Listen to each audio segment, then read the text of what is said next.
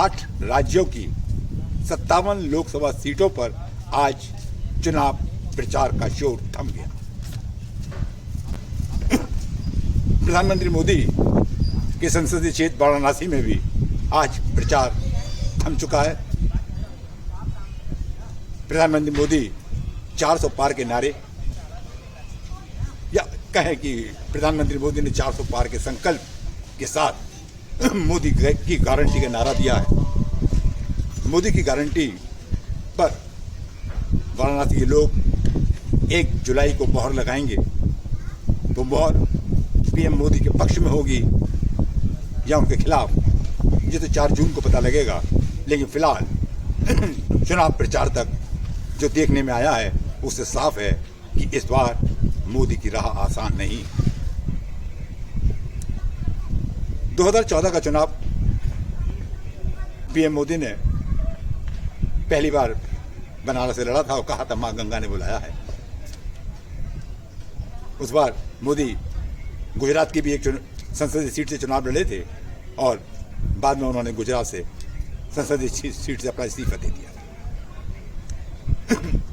2019 के चुनाव मोदी ने दूसरी बार बनारस से लड़ा और पहले से ज्यादा मार्जिन, यानी कि करीब 1 लाख से ज्यादा मतों से बढ़ाकर वो जीते। पिछली बार उनको 2019 में उन्हें 4,59,000 मत मिले थे।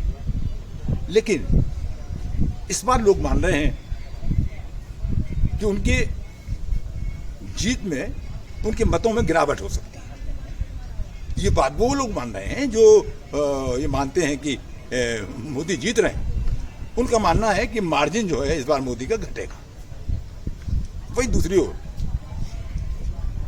दलित, पिछड़ा और अल्पसंख्यक की एक बंदी या गोलबंदी पीएम मोदी के लिए कड़ी चुनौती बनी हुई है।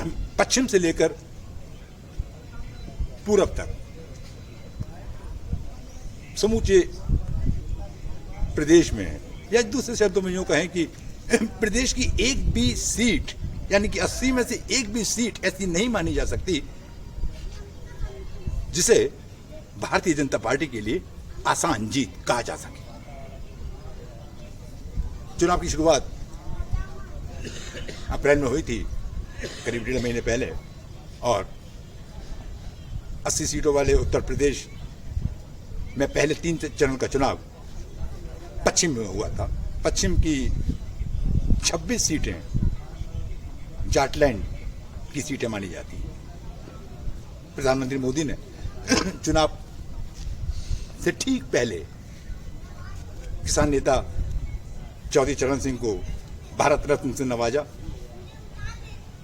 ये काम पीएम मोदी ने ये सोच के किया होगा कि किसानों के आंदोलन और अग्निवीर जैसी योजनाओं से जो किसान हो, खासकर जाट मतदाता में जो नाराजगी है, वो नाराजगी वो शायद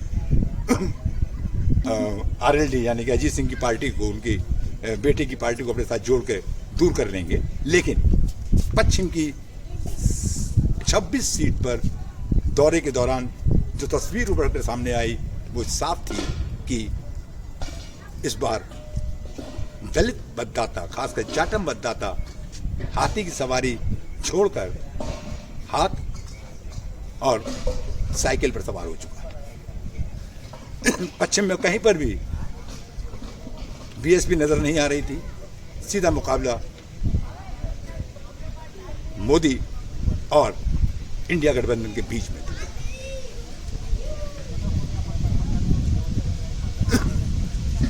पश्चिम के दूसरे चरण के मतदान के समय से एक दिन पहले मैं बुलंदशहर गया और उसी दिन मैं अलीगढ़ पहुंचा। इन दोनों ही संसदीय सीटों पर मैंने जो देखा उससे साफ था कि ये दोनों ही सीटें भारतीय जनता पार्टी के लिए आसान नहीं।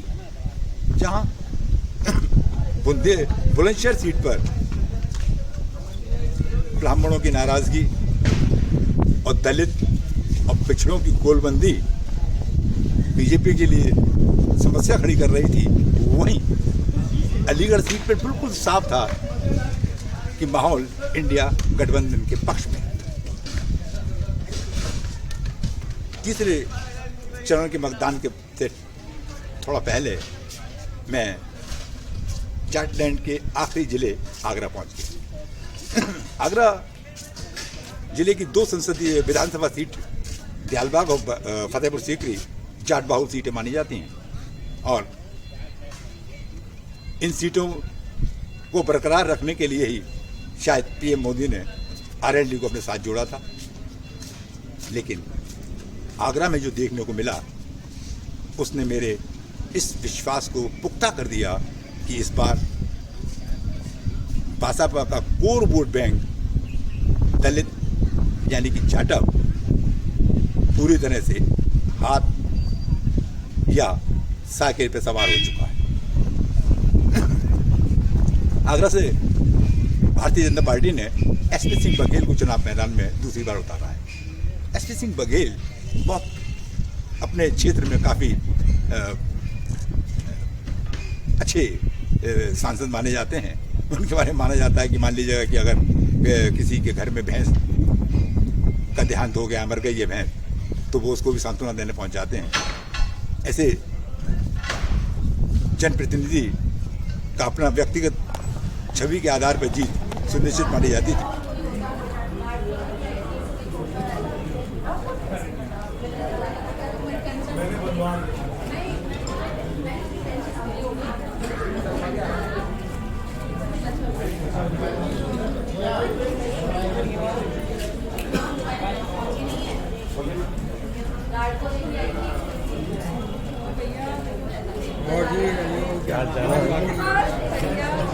आज आपने वोट डाल दिया? हाँ, वोट डालने आए हुए हैं अभी, और अभी वोट डालेंगे। अच्छा मतदान हो रहा है यहाँ पर। अच्छा, तो आपको क्या लग रहा है कि क्या लग रहा है इस बार चुनाव में? कुछ अलग लग रहा है या पहले ही जैसा सब कुछ है? पहले ऐसे सब कुछ है। मोदी जी चल रहे हैं, सब जो भी आ रहा है सब मोदी जी पे वोट डाल रहे हैं। मोदी जी आगरा से चुनाव लड़ रहे हैं क्या? नहीं, आगरा से तो हमारे प्रोफेसर एसपी सिंह बघेल साहब लड़ रहे हैं। अच्छा अच्छा। और उनकी बहुत रिकॉर्ड मतों से जीत होगी। इलेक्शन कमीशन आपने कहा ना कि मोदी जी को वोट डाला जा रहा है, मोदी के चेहरे पर ये सब चल रहा है। जहाँ तक क्या सुना मोदी जी के चेहरे पर है। मोदी जी तो यानी कि वैसे बघेल साहब जो है बघेल वो साहब नहीं, बघेल साहब भी यहाँ पर बहुत अच्छा काम किया है उन्होंने, और बहुत जनप्रिय नेता है। बघेल साहब तो छलेसर में थे शायद पहले, और उसके बाद ये सापा और बासापा में भी रहे हैं। तो अचानक ये मोदी जी के इतने नज़दीक और इतने चहेते कैसे हुए? अभी काफ़ी टाइम से ही बीजेपी में आ गए हैं वो, और बहुत बढ़िया ईमानदार अच्छे आदमी हैं, ईमानदार व्यक्ति हैं, और बहुत काम किया है उन्होंने, बहुत विकास किया है। तो आपको लग रहा है कि मोदी जी की सरकार बन रही है? बिल्कुल 100% सरकार बनेगी मोदी जी। शुक्रिया, थैंक यू। आपका शुभ नाम? राजीव जयराम। जयराम, नमस्कार जयराम। किस तरह की वोटिंग हो रही है? शांतिपूर्ण वोटिंग है, और किस तरफ रुझान दिखाई दे रहा है आपको इस वक्त? पब्लिक चेंज चाहती है और बिल्कुल साइलेंट वोट पड़ रहा है। चेंज किस तरह का, किसको बदलना चाहती है? नहीं, सभी को मौका मिलना चाहिए, एक ही पार्टी थोड़ी रहेगी, और लोगों को भी मौका मिलना चाहिए। लेकिन वो कहते हैं कि सामने कोई है ही नहीं, बीजेपी का कहना है। तो जब सामने कोई है ही नहीं तो फिर कैसे आप उम्मीद कर रहे हैं कि कोई आएगा और आपका सारे समस्याओं को निवारण कर देगा? नहीं, वो कहते हैं सामने कोई नहीं, तो फिर चुनाव क्यों हो रहा है? दूसरा पहलवान नहीं है तो फिर कुश्ती कैसे हो रही है? ये बात भी सही है, अगर पहलवान नहीं तो कुश्ती क्यों हो रही है? चलिए, तो आपने वोट डाल दिया? हाँ, डाल दिया। तो आप तो ये तो बताएंगे नहीं कि आपने किसको वोट डाला? हाँ, चेंज कर रहे हैं, इतना तो बताएंगे। इतना आप बताएंगे, शुक्रिया। बदलेंगे। शुक्रिया शुक्रिया शुक्रिया। वाराणसी जनादेश के लिए मैं आशु सक्सेना। जनादेश को सब्सक्राइब करना न भूलें। नमस्कार।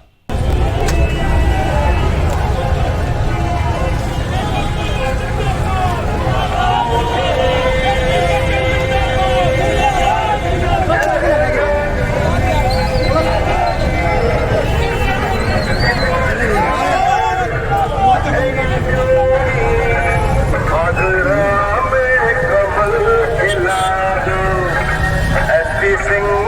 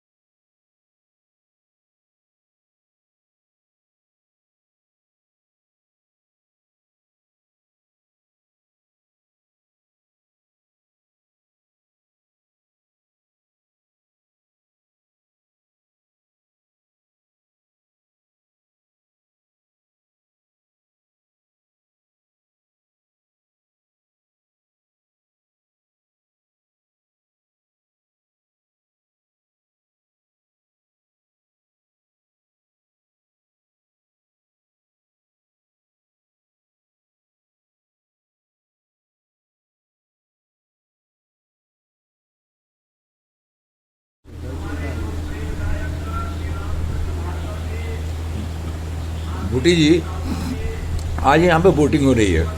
आपका क्या अनुमान है कि किस तरह की वोटिंग हो रही है? शांतिपूर्ण वोटिंग है और किस तरफ रुझान दिखाई दे रहा है आपको इस वक्त? पब्लिक चेंज चाहती है और बिल्कुल साइलेंट वोट पड़ रहा है। चेंज किस तरह का, किसको बदलना चाहती है? नहीं, सभी को मौका मिलना चाहिए, एक ही पार्टी थोड़ी रहेगी, और लोगों को भी मौका मिलना चाहिए। लेकिन वो कहते हैं कि सामने कोई है ही नहीं, बीजेपी का कहना है। तो जब सामने कोई है ही नहीं है तो फिर कैसे आप उम्मीद कर रहे हैं कि कोई आएगा और आपका सारे समस्याओं को निवारण कर देगा? नहीं, वो कहते हैं सामने कोई नहीं तो फिर चुनाव क्यों हो रहा है? दूसरा पहलवान नहीं है तो फिर कुश्ती कैसे हो रही है? ये बात भी सही है, अगर पहलवान नहीं तो कुश्ती क्यों हो रही है। चलिए, तो आपने वोट डाल दिया? हाँ, डाल दीजिए। तो आप तो ये तो बताएंगे नहीं कि आपने किसको वोट डाला? हाँ, चेंज कर रहे हैं, इस तरह तो बताएंगे। वाराणसी जनादेश के लिए मैं आशु सक्सेना। जनादेश को सब्सक्राइब करना न भूलें। नमस्कार।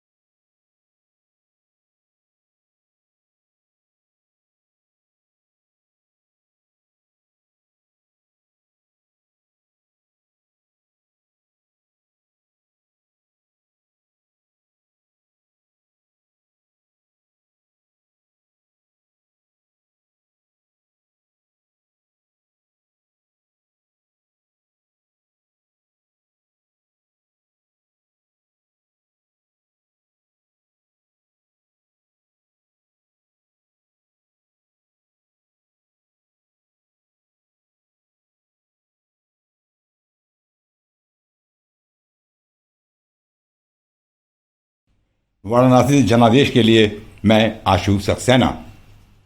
जनादेश को सब्सक्राइब करना न भूलें। नमस्कार।